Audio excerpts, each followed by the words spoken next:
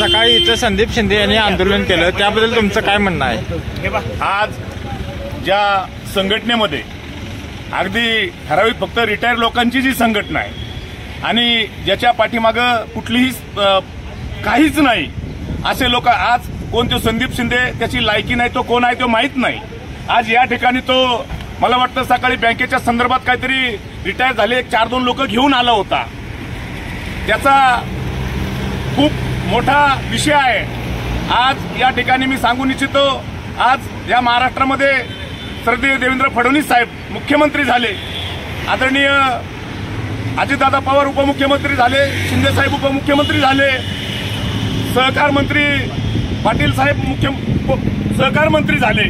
म्हणून या लोकांना खूप मोठा शॉक बसलेला आहे. या शरद पवारच्या सरकारमध्ये व उद्धव ठाकरेंच्या सरकारमध्ये आमचे दैवत सदावर्ते साहेब हे खास करून यांनी ताकद लावली आणि म्हणून हे सरकार आज सत्तेत आलं. आम्ही त्या दिवशी त्या ठिकाणी तुळजापूरमध्ये जाऊन आई जगदंबेला अभिषेक घातला, आई जगदंबेची पूजा केली, नवस फेडला.